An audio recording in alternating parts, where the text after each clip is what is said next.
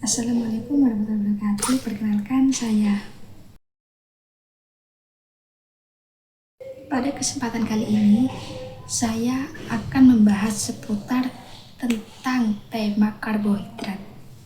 Apakah kalian tahu apa itu karbohidrat? Karbohidrat merupakan senyawa karbon, hidrogen, dan oksigen yang terdapat dalam alam. Karbohidrat sebenarnya adalah polisakarida, aldehid, dan keton atau turunan lainnya. Dan senyawa karbohidrat mengandung gugus fungsi yaitu min-OH, yang dimana gugus aldehid atau keton. Dan selanjutnya adalah klasifikasi karbohidrat. Karbohidrat diklasifikasikan menjadi 4 golongan, yaitu pertama monosakarida, kedua disakarida, ketiga oligosakarida, dan yang keempat ada polisakarida. Dan yang pertama yaitu monosakarida.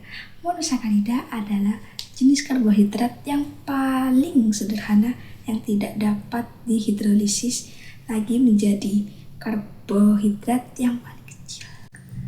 Berdasarkan jumlah atom karbonnya, monodisakarida diklasifikasikan menjadi beberapa golongan, yaitu pertama ada triosa, yaitu triosa 3 atom C, dan yang kedua ada tetrosa. Tetrosa itu ada 4 atom C, dan yang ketiga pentosa 5 atom C, dan yang keempat yaitu heksosa. Heksosa itu ada 6 atom C, dan yang terakhir ada heptosa. Heptosa yaitu ada 7 atom C. Dan ini tabel penggolongan monosakarida. Menurut gugus karbonilnya, karbohidrat dibagi menjadi 2 golongan, yaitu yang pertama ada aldosa dan yang kedua ada ketosa. Itu aldosa. Aldosa mempunyai gugus terminal karbon terminal yaitu O sama dengan CH, yang dimana gugus tersebut disebut gugus aldehid. Yaitu kedua ada ketosa. Ketosa yaitu yang dimana ketosa tersebut memiliki gugus karbonil C sama dengan O, yang dimana gugus tersebut tidak dapat berikatan dengan atom lainnya, sedangkan gugus tersebut berada di tengah-tengah, yang dimana gugus tersebut diberi nama gugus keton. Dan yang kedua yaitu ada disakarida. Disakarida terdiri dari 2 monosakarida yang dihubungkan oleh ikatan glikosidik, yang dimana ikatan ini dibentuk oleh sebuah reaksi kondensasi yang terjadi antara kedua unit gula, sehingga mengakibatkan hilangnya atom hidrogen dari suatu monosakarida dan gugus hidrolisis dari lainnya. 3 disakarida yang paling melimpah yaitu pertama ada sukrosa, laktosa, dan maltosa. Yang pertama ada sukrosa. Sukrosa adalah disakarida yang paling dikenal karena perannya dalam nutrisi manusia.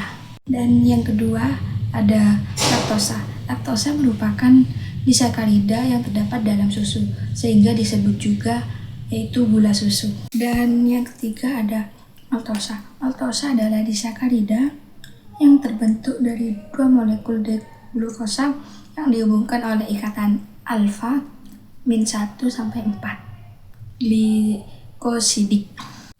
Senyawa ini muncul dari reaksi pemecahan atau hidrolisis pati sehingga menghasilkan yaitu maltotriosa, detrisin, hingga maltodextrin, yang mana apabila penambahan glukosa tersebut berlanjut.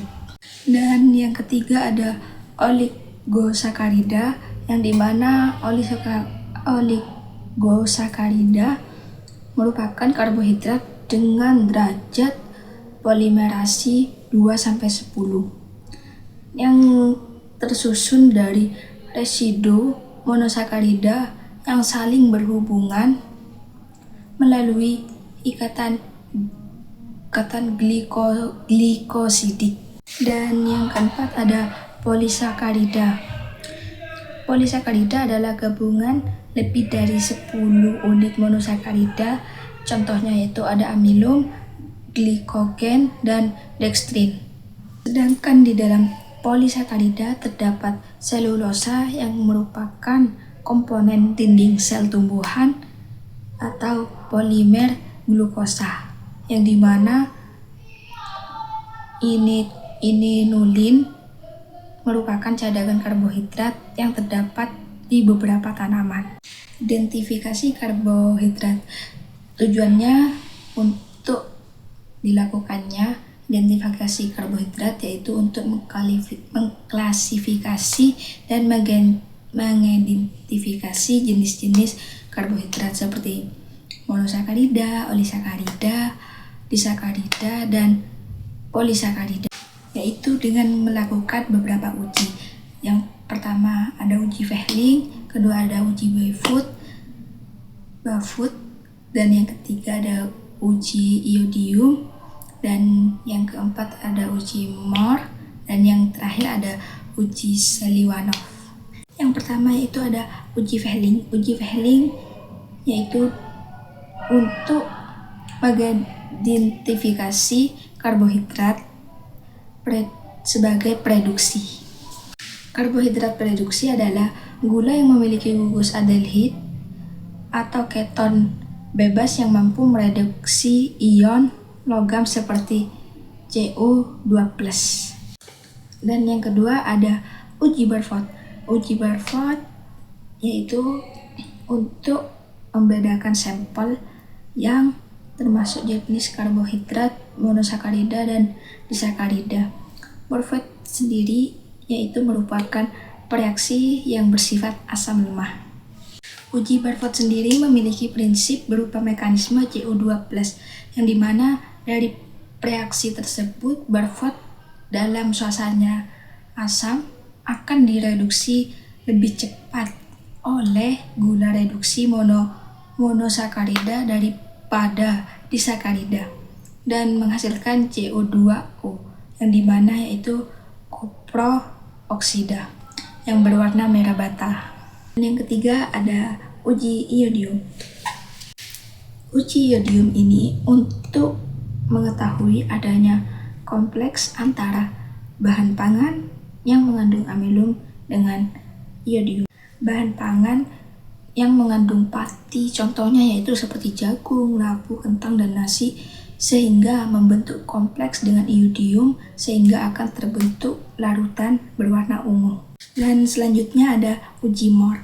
Uji Mohr ini dilakukan untuk mengetahui keberadaan gugus alkali pada gula melalui reaksi pendamaran. NaOH 10% sebagai sumber OH- reaksi dengan rantai aldehyid membentuk aldehid yang berwarna kekuningan. Dan terakhir yaitu ada uji Seliwanov. Uji Seliwanov yaitu digunakan untuk mengetahui adanya gula ketosa pada karbohidrat, di mana jenis karbohidrat yang diuji sama dengan dilakukan pada uji Barford.